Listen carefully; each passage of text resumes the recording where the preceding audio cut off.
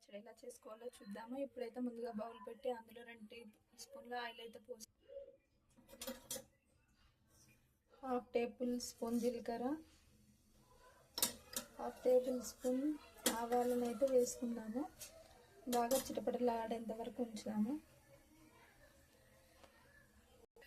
ఇప్పుడు ఇందులో పచ్చిమిర్చి వేస్తున్నాము.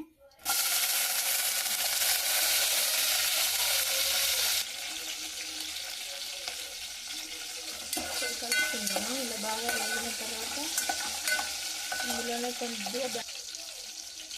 కొంచెం ధనియాలు వేసుకుందాం. టేస్ట్ బాగుంటుంది.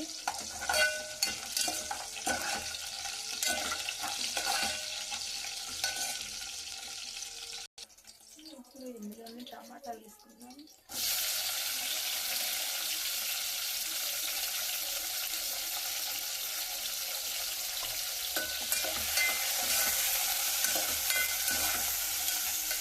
టమాటా వేసుకుని బాగా కలుపుతాము. ఇందులోనే కొంచెం అంతా చింతపండు కూడా వేసిద్దాం. టేస్ట్ బాగుంటుంది అన్నమాట. కొంచెం బాగా కలిపిద్దాం. 1 టీ స్పూన్ పసుపు కూడా వేసిద్దాం.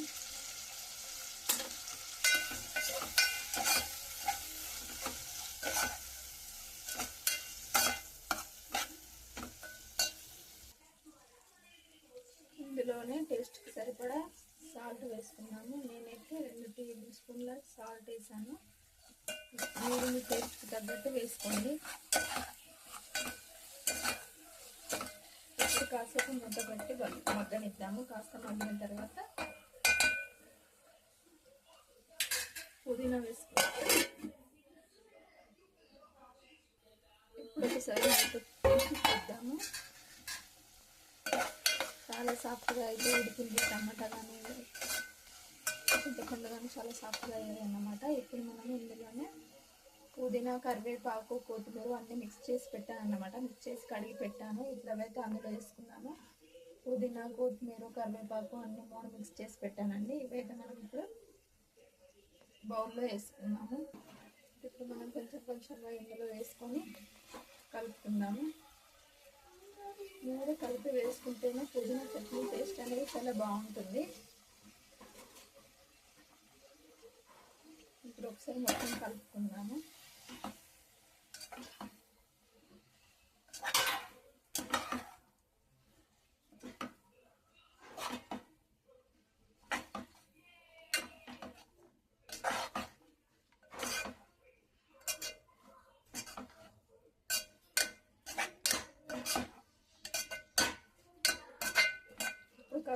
చేసి మగ్గనిద్దామండి. పుదీనా మగ్గాలి. ఇప్పుడు ఒకసారి మూత తీసి కలుపుకుందామండి. పుదీనా అయితే చాలా బాగా మగ్గింది. ఇప్పుడు దీన్ని గ్యాస్ ఆఫ్ చేసుకొని మిక్సీలో వేసి మిక్సీ అయితే పట్టుకుందాము.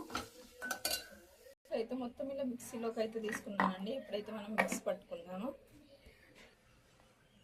మిక్సీ అయితే పట్టేసానండి. ఇప్పుడు దీన్ని అంతా ఒక బౌల్లోకి తీసుకుందాము.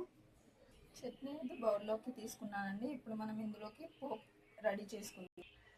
ముందుగా బౌల్ పెట్టుకొని ఇందులోకి ఒక 1/2 టీ స్పూన్ ఆయిల్ వేద్దాం. ఎందుకంటే అందులో ఆల్రెడీ ఎక్కువనే ఉంది చట్నీలో, అందుకని కొంచెం ఆయిల్ వేసాను. ఇందులోకి మినప్పప్పు, జీలకర్ర, ఆవాలు టేబుల్ స్పూన్ తీసుకున్నాను. 3 కలిపి ఇవి బాగా వేగనిద్దాం. ఇప్పుడు ఇవి బాగా వేగిపోయాయి. ఇందులోకి అయితే 2 ఎండిన మిర్చిలు వేసుకుందాము టేస్ట్ కోసం. ఫస్ట్లో ఎండుమిర్చి వేస్తే చాలా బాగుంటుందండి టేస్ట్. ఇది కాస్త ఎండుమిర్చి వేగిన తర్వాత కరివేపాకు, కొద్దిగా కొత్తిమీర వేసుకున్నాము. ఫ్లేవర్ చాలా బాగుంటుంది.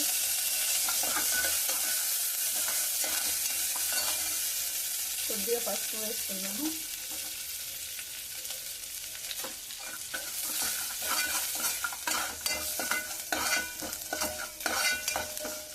కావాలంటే ఎల్లిపాయలు కూడా వేసుకోవచ్చు. నేను వేయట్లేదు, ఎందుకంటే మా వారు మానేశారు. వెల్లిపాయ వాడకూడదు కాబట్టి నేను వేయట్లేదు. మీరు వేసుకోవచ్చు, ఇంకా చాలా బాగుంటుంది.